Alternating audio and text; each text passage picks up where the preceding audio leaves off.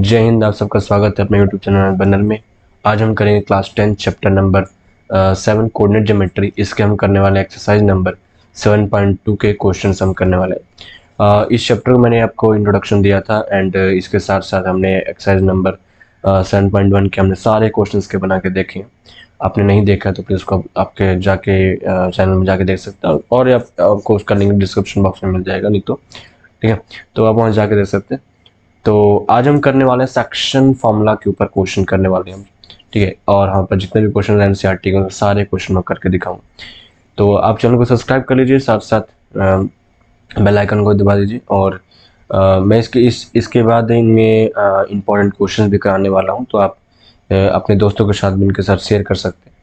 तो आइए आज अपना पहला क्वेश्चन स्टार्ट करते हैं एक्सरसाइज नंबर 7.2 का।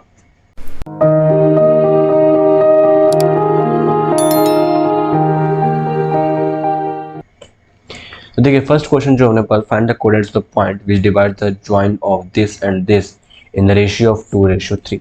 तो हमको क्वेश्चन में ये दे रखा है कि अपने पास में दो पॉइंट है। ये अपने पास -1,7 एंड ये वैल्यू है -4,-3। ये लेते नाम ए, इसका नाम लेते हैं बी, और इनको ना कोई बीच में कोई पॉइंट है जिसका नाम है सी। ये कट करके जा रहा है जो कि इसको 2:3 में डिवाइड कर रहा है। तो हमें सी का एक्स और वाई की वैल्यू को फाइंड आउट करना पड़ेगा, हमें ये चीज़ निकालना है। तो बहुत आसान सा क्वेश्चन है, हमने सेक्शन फॉर्मूला देखा था इसका। तो मैं एक बार सेक्शन फॉर्मूला लिख देता हूँ पहले। जैसे मान लीजिए मुझे सी का एक्स निकालना है, तो मैं 2 को ना m मान लूँगा और 3 को मैं n मान लूँगा, ठीक है।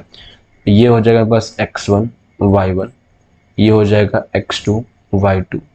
अगर आप लोग सेक्शन फॉर्मूला नहीं जानते हैं क्या होता तो प्लीज़ मैं यही कहूँगा कि प्लीज़ पहले आप जाके बेसिक इसका देखिए, जो मैंने आपको इसकी स्टार्टिंग वीडियो में कराया भी है।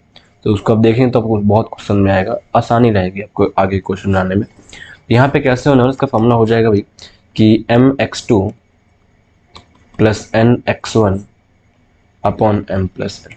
मीन्स अगर मैं इसमें वैल्यू पुट करना चाहता हूँ तो 2 × 4 प्लस 3 × -1 अपॉन 2 + 3 आ गया।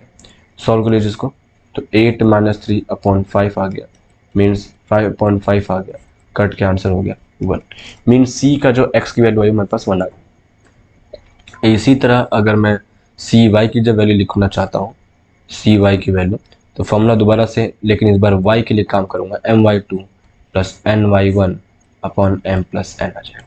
तो my2 की वैल्यू 2 × -3 प्लस 3 × 7 अपॉन 2 + 3 आ गया। तो अपने पास -6 हो चुका है, -6 प्लस 21 अपॉन 5 आ चुका है, मीन्स 15/5। कट पिट के आंसर 3। मीन्स सी के x, y की जो वैल्यू आने वाली है वो सी 1,3 हमारे पास आंसर बनकर तैयार हो। हमारा वेरी फर्स्ट क्वेश्चन था। सेकंड क्वेश्चन में देखते हैं, find the coordinates of point of trisection of the line segment joining this and this. ये भी उसी के जैसा ही क्वेश्चन है। यहाँ में गिवन है कि ये भाई एक इसको लेते हैं हम लोग 4, -1 है। दूसरा जो पॉइंट अपने पास -2, -3, इसका नाम देते हैं ए, इसका नाम देते हैं बी हम लोग। इसको हम लेंगे सी पॉइंट, इनको हम लेंगे डी पॉइंट। ये पॉइंट हम लेते हैं x1 x1 और y1, इसको हम लेंगे x2 और y2, ठीक है। अब देखिए ट्राइसेक्शन की बात करना चाह रहे हैं, तो यहाँ पे ना मतलब यूं है क्वेश्चन का कि ये जो पॉइंट है ना, ये भाई डिवाइड, इक्वली डिवाइड, ठीक है। ये ए और डी इक्वली डिवाइड कर रहा है इस लाइन को। ट्राइसेक्शन में 3 इक्वल पार्ट में डिवाइड करना चाह रहा है। तो भाई जब भी इक्वल पार्ट में डिस्ट्रीब्यूट होते हैं ना, तो उन्हें है ना हम लोग रेशियो देते हैं 1 का। तो यहाँ पे ना मतलब यूं हो जाएगा कि ये 1:1 में डिवाइड हो चुका है, ठीक है। तो ऐसे में समझना था। अब मैं जो पहले हम लोग सी के एक्स और वाई की वैल्यू निकालेंगे और फिर हम लोग डी के एक्स और वाई की निकालने वाले हैं। तो मान लीजिए मैं सी का जब निकालना चाहता हूँ तो मैं इसको ऐसे समझ लेता हूँ, मैं समझाता हूँ लोगों को।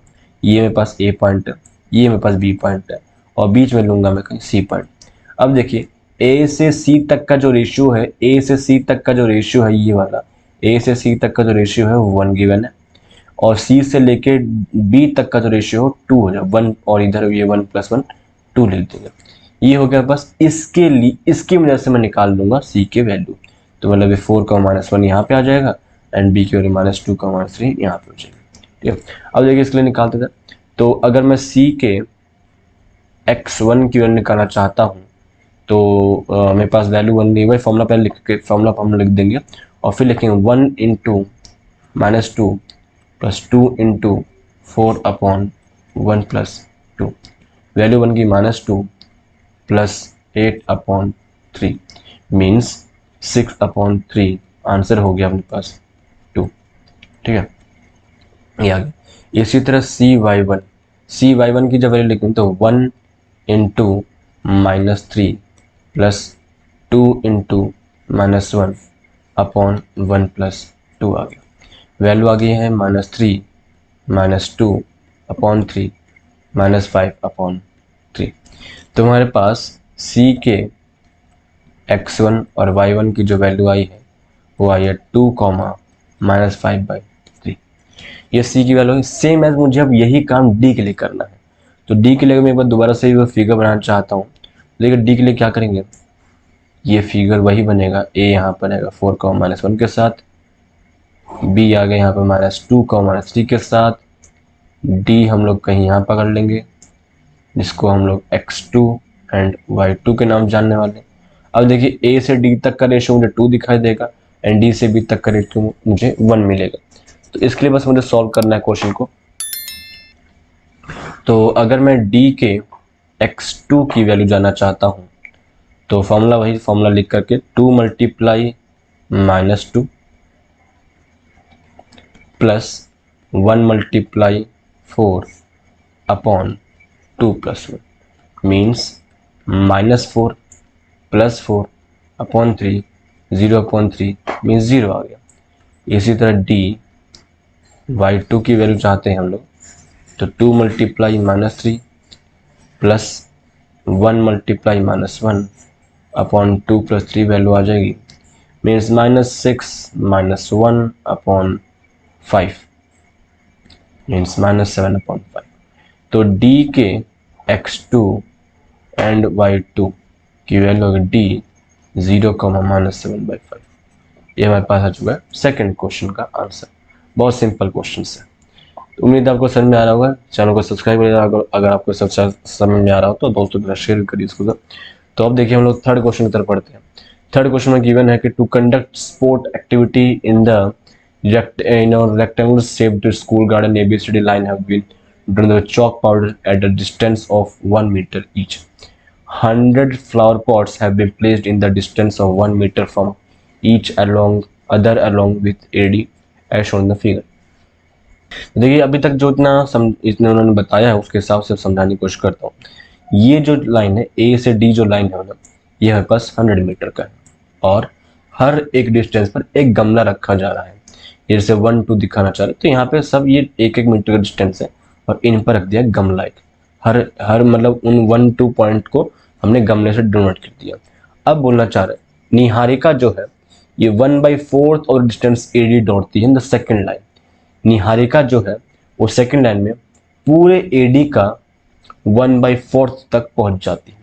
मीन्स अगर मैं निहारिका का जगह की पता करूं कि अभी वो खड़ी कहाँ पर है तो ये कहोगे 1/4 of AD means 1/4 into AD की वैल्यू बस पता है मुझे 100 है, सॉल्व करो 25 आ जाएगा। तो निहारिका की वैल्यू क्या आएगी? निहारिका खड़ी है भाई, निहारिका खड़ी है हमारे पास सेकेंड लाइन में खड़ी है, एक जो कि x एक्सिस है और y एक्सिस में 25। ये मेरे पास निहारिका का कोऑर्डिनेट आ चुका है। इसी तरह आगे बढ़ते हैं प्रीत के बारे में और इन्होंने यहाँ पे लगा दिया ग्रीन फ्लैग को लगा दिया इन्होंने। ठीक है, अगला है प्रीत के बारे में बोला गया 1/4 डिस्टेंस AD बोला गया इन द 8th लाइन। ठीक है, प्रीत के बारे में देख लेते हैं अपन। प्रीत ने बोला 1/5 ऑफ AD दौड़ रही मीन्स 1/5 इंटू 100 की वैल्यू है 25। 25 स्पॉट पे आ गई, मतलब प्रीत जो है ना 8th लाइन में दौड़ी है एंड 25 नहीं आना था, सॉरी गलती होगी, 20th स्पॉट पे बैठी है। तो 28,20 स्पॉट पे ये बैठी है और यहाँ पे इसने लगा दिया है रेड फ्लैग को। इतनी बात हमें समझ में आ गई, बहुत सिंपल सा क्वेश्चन था मैं अभी तक तो। अब देखते हैं, अब बोला गया है what is the distance between both the flag, भाई दोनों के बीच का डिस्टेंस है कितना। तो हमें डिस्टेंस कैसे निकाला, डिस्टेंस फॉर्मूला से निकालते, तो निकाल देते हैं जरा। तो मैं इसको एनपी के नाम से बोल देता हूँ, निहारिका और प्रीत के बीच का डिस्टेंस कैसे बन रहा है। फॉर्मूला हमारे पास था x2 माइनस x1 का whole square plus y2 minus y1 का होल स्क्वायर, और उसके ऊपर आ जाएगा रूट x2 की जो वैल्यू बन के आ रही है अपने पास, मान लेते हैं 8 माइनस 2 है स्क्वायर प्लस 20 माइनस 25 का होल स्क्वायर आ गया। 8 माइनस 2 6 का स्क्वायर हो गया, और ये हो गया माइनस 5 का होल स्क्वायर। 6 का स्क्वायर 36 हो चुका है, और ये हो गया 25, जुड़ करके आ गया 11 का एक कैरी हो गया 3 3 6 61, 61 यूनिट्स इनका, रूट 61 यूनिट्स इसका दोनों का डिस्टेंस आ चुका है। अब बोल रहा है इफ रश्मि, एक और नई लड़की आ गई, रश्मि नाम की लड़की आ गई। रश्मि चाहती है कि has to put blue flag exactly halfway between the line segment join the two flags, where should she post her flag. Rashmi चाहती है कि भाई इन दोनों के बिल्कुल बीच में ले जाके मैं अपना झंडा रख दूं ब्लू कलर का, बिल्कुल बीच में। तो ऑब्वियसली बात है यार, जब एन पॉइंट मेरे को पता है कि 2,25 है, पी का पॉइंट मुझको पता है कि 8,20 है, बीच में रश्मि आना चाहती है, इसका कोऑर्डिनेट मुझको पता करना है, बिल्कुल बीच में आना चाहती है, तो इसका मतलब रेशियो 1:1 किया गया, बस यही तो था। तो आर के एक्स की जो वैल्यू आएगी 1 into 8 plus 1 into 2 upon 1 plus 1 आ गया, मीन्स 8 प्लस 2 अपॉन 2 10 अपॉन 2 मतलब कि 5 है।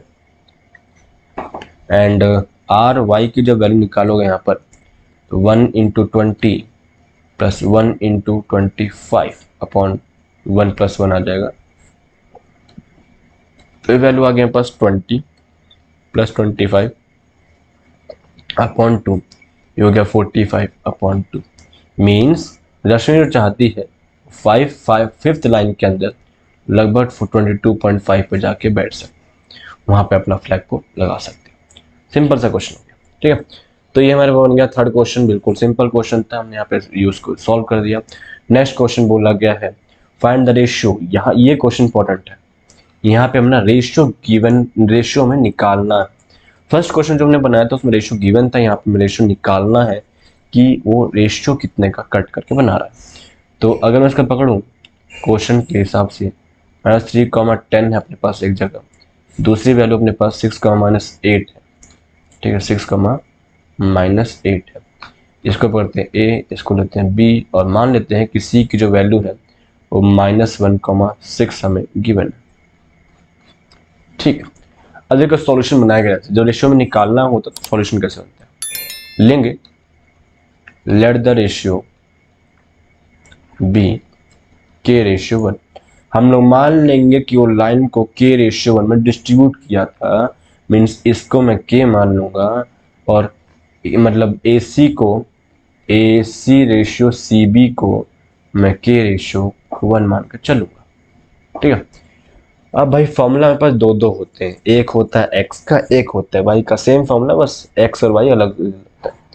तो देखिए फॉर्मूला किसका लगेगा यहाँ पर, x का लगाऊं कि y का लगाऊं। तो यहाँ पे मेन रीजन बस मतलब मेन बात यूं है कि C का ना हम लोग हमेशा बीच वाले का आंसर निकाल सकते हैं फॉर्मूला के अंदर। तो जो C की जो वैल्यू गिवन है, चाहे वो x की पता है चाहे y की पता है, जिसकी वैल्यू हमको पता है ना, उसके लिए ही वो चीज़ लगा दो फॉर्मूला। तो जैसे ही मुझे यहाँ पर C का x भी पता है y भी पता है, तो यहाँ पर तुम किसी के लिए भी लगा सकते हो, ठीक है। तो यहाँ पे हम लोग जैसे मानते, मैं y के लिए निकाल लेता हूँ, C y के लिए निकालता हूँ। तो फॉर्मूला क्या बनेगा पास, फॉर्मूला लिख करके k into -8 plus 1 into 10 upon k+1। सी वाई की वैल्यू 6 आ चुकी है, -8k प्लस 10 अपॉन k+1, नीचे आ गया 1, क्रॉस मल्टीप्लिकेशन करेंगे 6k plus 6 is equal to minus 8k plus 10। K को एक तरफ कर दीजिए, 6k plus 8k is equal to 10 minus 6, 14k is equal to 4, k is equal to 4/14, काट के आ गया 2/7। मीन्स AC रेशियो CB की वैल्यू थी 2:7 में था। बस यही इसका आंसर है।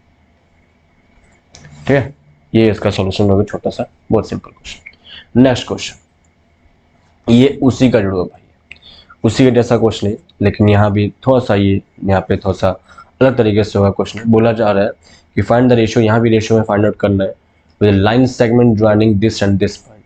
तो पॉइंट बनाते हैं।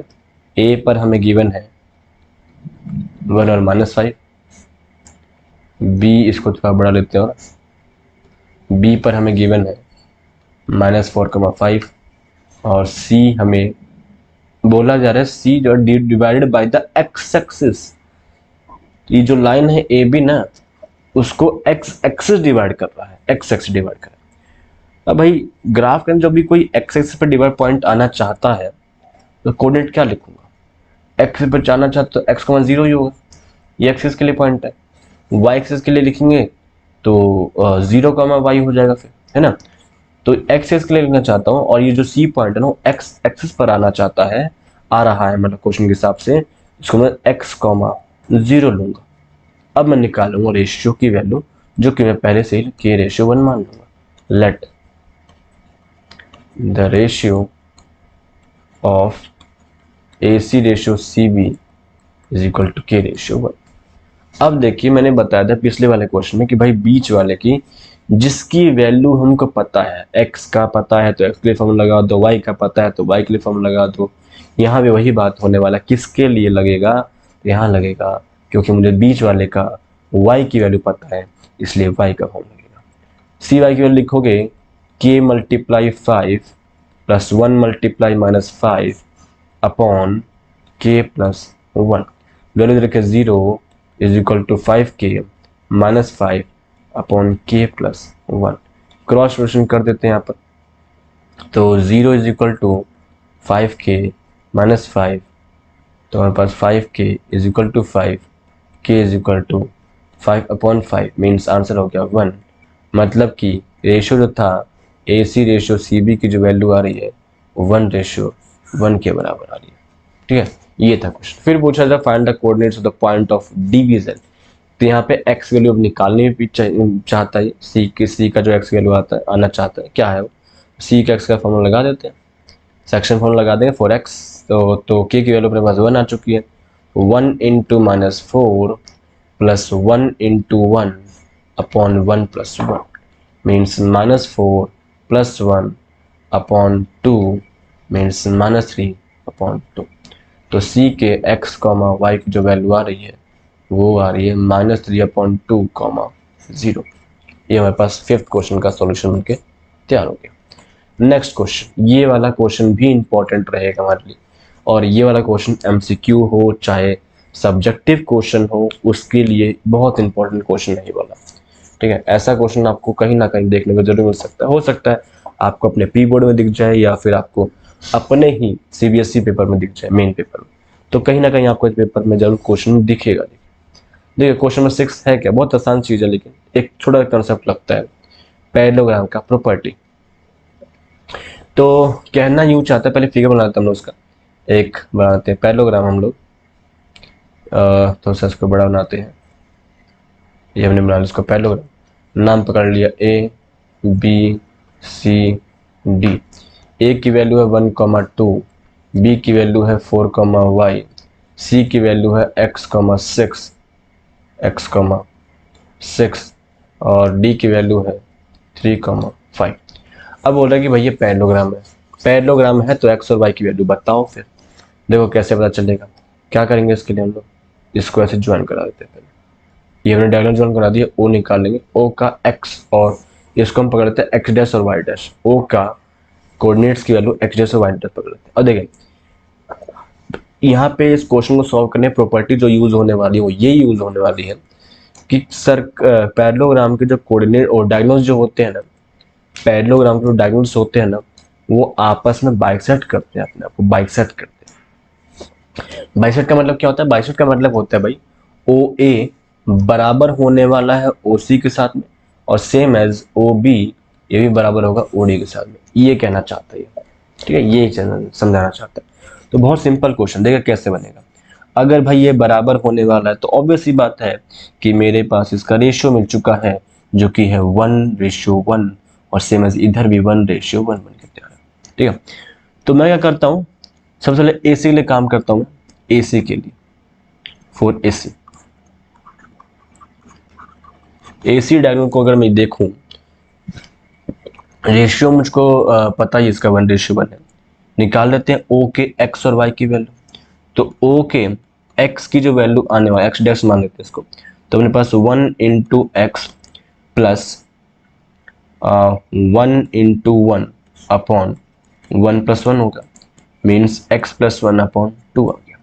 सेम एज ओ वाई की जो वैल्यू बनने वाली है, ओ वाई की जो वैल्यू बनने वाली है 1 × 6 प्लस 1 × 2 अपॉन 1+1 हुआ, मीन 6+2 हुआ अपॉन 2, 8/2 वैल्यू आ गई 4। ये मेरे पास ए सी की वैल्यू आ गई। ए सी के लिए मैंने दोनों ही वैल्यू को निकाल के रख लिया। ए सी डायगोनल के लिए मैंने ओ के एक्स की निकाल दी और ओ के वाई की निकाल दी। अब यही सेम काम ना बी डी के लिए भी करूंगा। जो सॉल्यूशन में मैं बताना चाहता हूँ, जो सॉल्यूशन में तरीका जो समझाना चाहता हूँ, बहुत आसान तरीका है। देखिए ओ के वाई के निकालते हैं, ओ के पहले मतलब एक्स के निकालते हैं, लेकिन बी डी सेक्शन के लिए डायगोनल को लेंगे तो यहाँ पे बनेगा 1 × 4 प्लस 1 × 3 अपॉन 1+1।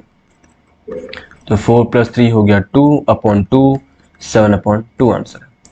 और इसी तरह जब वाई ओ वाई की वैल्यू निकालूंगा, ओ वाई की वैल्यू आएगी 1 × y plus 1 × 5 upon 1+1, means y + 5/2 आ गया, ठीक है। जब ये सब काम हो जाए तो अब खुद देखिए आप कि भाई इधर जो ओ एक्स की जो वैल्यू है और यहाँ भी जो ओ एक्स की वैल्यू है वो सेम ही तो पॉइंट है। इसका मतलब दोनों ही वैल्यू क्या होनी चाहिए? बराबर होनी चाहिए, अकॉर्डिंग टू क्वेश्चन। अच्छा हमने ये चीज तो लिखी नहीं है यार, यहाँ पे लिख देते हैं यहाँ पे कि diagonals of parallelogram bisect each other, ठीक है, ये चीज हमने लिख दी यहाँ पे।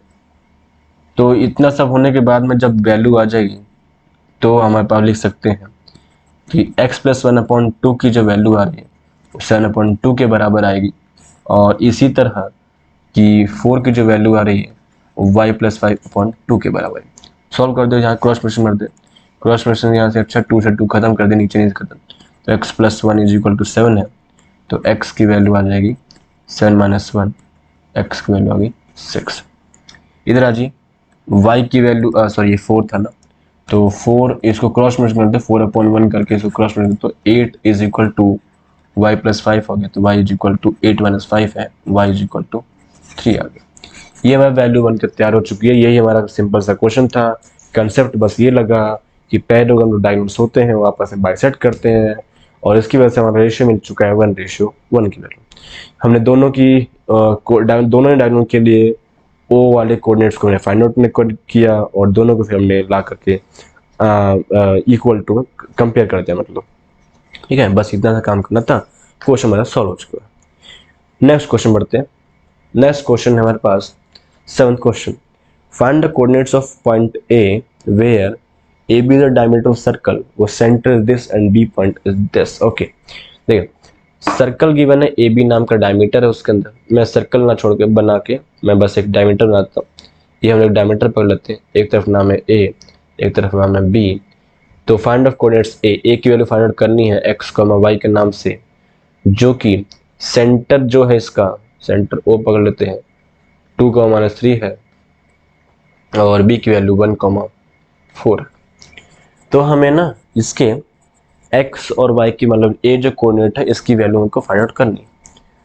देखिए ये क्या चीज, सर्कल का डायमीटर है। डायमीटर आप लोग को पता होगा कि भाई ये डायगोनल्स को डायमीटर जो होता है ये रेडियस सेंटर से डिस्ट्रीब्यूट होता है और दो रेडियस बनकर तैयार होता है, मतलब डायमीटर का जो आधा होगा वो दो रेडियस के बराबर होता है, रेडियस के बराबर होता है ना, तो दो रेडियस मिलकर हमें डायमीटर बना देता है। इसका मतलब अगर ये इक्वल होना चाहिए तो ये 1:1 बनना चाहिए, ऑब्वियसली बात है, ये 1:1 होना चाहिए। फिर बस यही तो करना है क्वेश्चन, तो कर देते हैं। तो इस हिसाब से मैं ओ एक्स वैल्यू निकाल लूंगा। तो यहाँ स्टेटमेंट पहले लिख देते हैं, स्टेटमेंट कि एज वी नो डेट कि ए ऐसे ले देते हैं, radius is half of diameter means A O ratio O B की वैल्यू 1:1 के बराबर है। ये चीज़ हमें लिखनी पड़ेगी। जब इतना सब हो जाएगा, ठीक है, जब इतना सब हो जाएगा तो अब हम लेंगे, अब हम लगाते हैं सक्शन फॉर्मूला के लिए क्वेश्चन। तो हम लगाएंगे ओ के एक्स की जो वैल्यू है, फॉर्मूला बनेगा, वैल्यू बनेगा 1 × 1 + 1 × x अपॉन 1 + 1। ओ एक्स की जो वैल्यू आ रही है यहाँ पे आ रही है 2 है, तो 2 = 1 + x अपॉन 2 क्रॉस कर देते, तो 4 = 1 + x आ जाएगा, मीन्स x की वैल्यू 3 आ गई।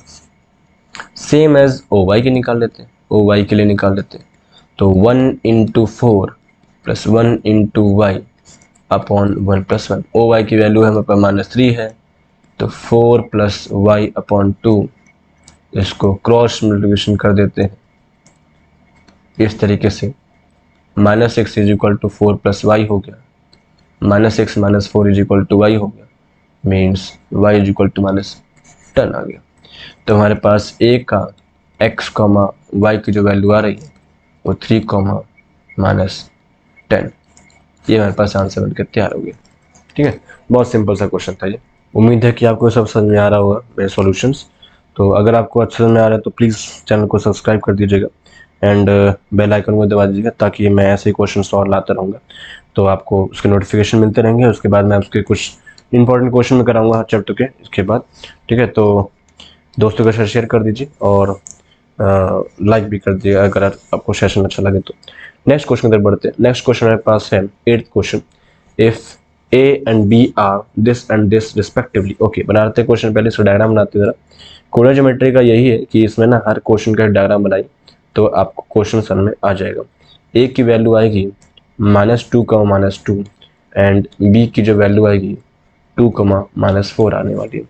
Find the coordinates of P such that AP is equal to, P की वैल्यू हमको बतानी है, P की वैल्यू बतानी है जिसका कोऑर्डिनेट x, y है। तो हमको वैल्यू दे रखी है AP = 3/7 AB। ठीक है, ये चीज़ हमें गिवन है। तो देखिए, अगर ये क्वेश्चन MCQ का हो, ठीक है, ये क्वेश्चन MCQ में भी आता है, तो अगर ये क्वेश्चन MCQ का हो, अच्छा पहले मैं ऐसे समझाना चाहता हूँ सब्जेक्टिव में कैसे, अगर प्रिपरेशन मार्क 2-3 मार्क्स कर तो कैसे करेंगे, पहले उसको समझ लीजिए। ये हमें गिवन है पार्ट, हमको जो रेशियो मिला है इसके अंदर वो रेशियो कुछ मिला ही नहीं कि AP हमको क्या चाहिए, हमें तो चाहिए भाई AP रेशियो P भी चाहिए था, लेकिन हमारे पास आई क्या है वैल्यू, AP की वैल्यू अपॉन में AB को भी नीचे लेके जाऊं तो हमारे पास AP अपॉन AB आई। तो मुझे कुछ ना कुछ जुगाड़ करना पड़ेगा ताकि मैं ये बनवा सकूं उसका। देखिए कैसे बनेगा, AB को तोड़ देते हैं फिगर के हिसाब से, तो AP = 3/7 AP + PB हो जाएगा। सॉल्व करते क्रॉस मल्टीप्लिकेशन करते हैं, अगर मैं 7AP = 3AP + 3PB हो गया, 3 को तो उठा के एक तरफ कर दीजिए, 7AP - 3AP is equal to 3PB हो जाएगा, 3 - 7 - 3 4 4AP is equal to 3PB हो गया। तो हमारे पास AP अपॉन PB की वैल्यू आ रही है 3:4। ये वैल्यू मुझको यहाँ यही समझना था, 3:4, मतलब कि ये वैल्यू यहाँ 3 है, ये 4 है।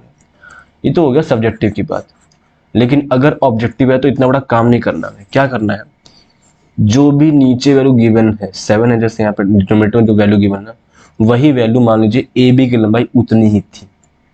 ठीक है, तो हम मान लेते हैं ए बी की वैल्यू मान लीजिए 7 था। अगर ये पूरा 7 था तो मैं लिख सकता हूँ ए पी 3/7 इंटू 7, 7 का ए पी की वैल्यू कितनी आ गई, 3 आ गई। अगर ए पी 3 है तो वो पूरा 7 है, ए पी 3 हो गया तो पी बी 4 का हो गया, वैसे बात माइनस करके निकाल देंगे।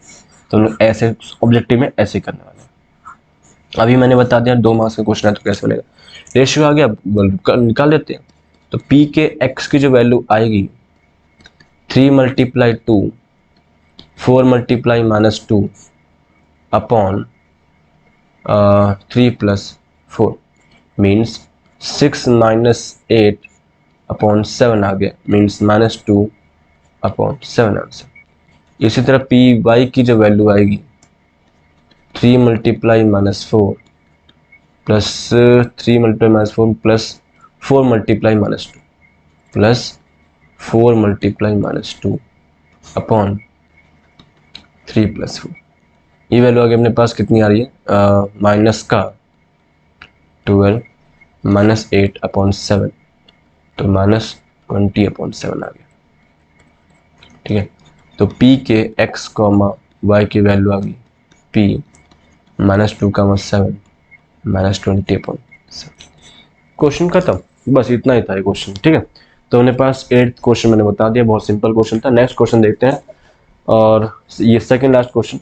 ये हमने क्वेश्चन एक सेकंड क्वेश्चन बनाया था, इसमें ट्राइसेक्शन की बात की थी कि एक लाइन जो है, पॉइंट लाइन जो है वो 3 पॉइंट में डिस्ट्रीब्यूट हो रहा है, यहाँ पर ये 4 पॉइंट में डिस्ट्रीब्यूट हो रहा है।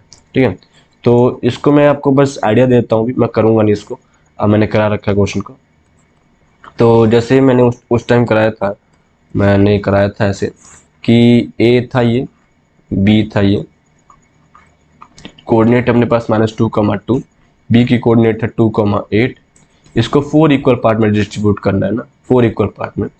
तो ये सी ले लिया हमने, ये डी ले लिया, ये ई ले लिया। देखिए 4 इक्वल पार्ट में डिस्ट्रीब्यूट हो चुका है।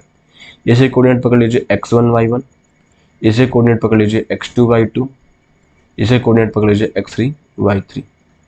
ठीक है, अब सॉल्व कर दीजिए। 4 इक्वल पार्ट में बोलना क्या मतलब, ये 1:1:1:1 हो गया।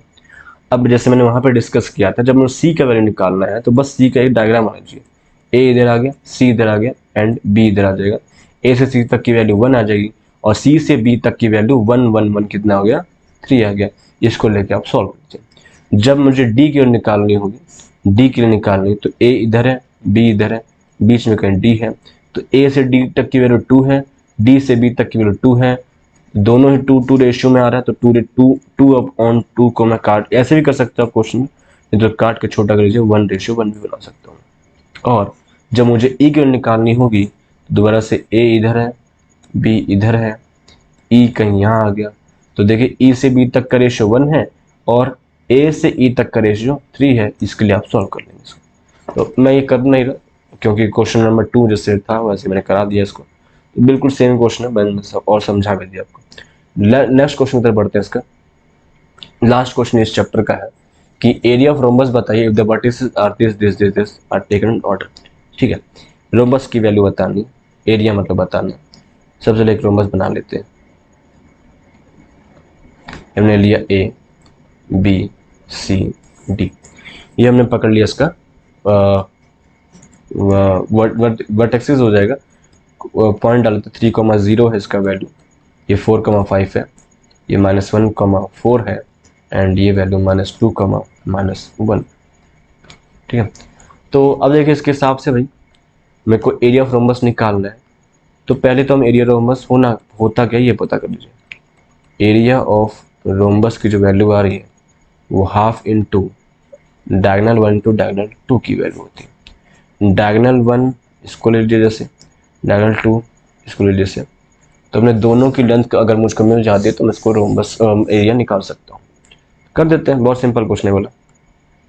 तो देखिए, तो अगर मैं D1 निकालना चाहूँ, मतलब AC का निकालना चाहता हूँ, तो डिस्टेंस फॉर्मूला यूज करिए, क्वेश्चन बनेगा। तो यहाँ पे हमारे पास 3 - -1 का होल स्क्वायर प्लस 0 - 4 का होल स्क्वायर और उसके ऊपर रूट आ जाएगा।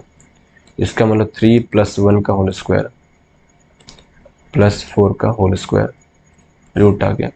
4 का स्क्वायर हो गया 16 प्लस 16 मीन्स हो गया √32, और जिसको मैं लिख सकता हूँ 4√2 यूनिट। ठीक है। इसी तरह मैं जब बी डी को निकालूंगा, बी डी को निकालते हैं यहाँ पर, तो अपने पास 4 माइनस माइनस 2 का बन गया, और फिर उसके ऊपर रूट आ गया स्क्वायर, प्लस 5 माइनस माइनस 1 का होल स्क्वायर आ गया,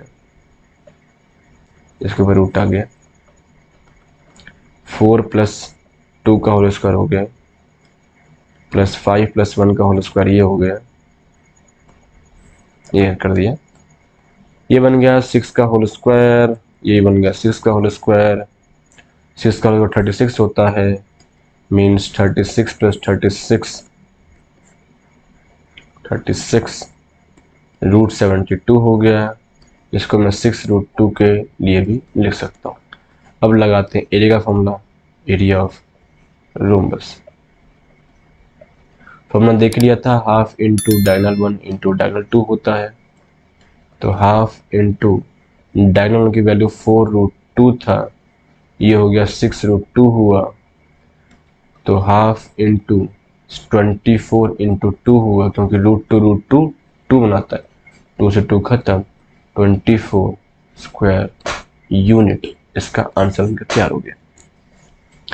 तो ये था पूरा का पूरा चैप्टर। उम्मीद है कि आपको समझ में आएगा पूरा क्वेश्चन और सारे सॉल्यूशंस मैंने बहुत आसान तरीके से आपको समझाने की कोशिश की है। उम्मीद है कि आपको समझ में भी आया भी होंगे।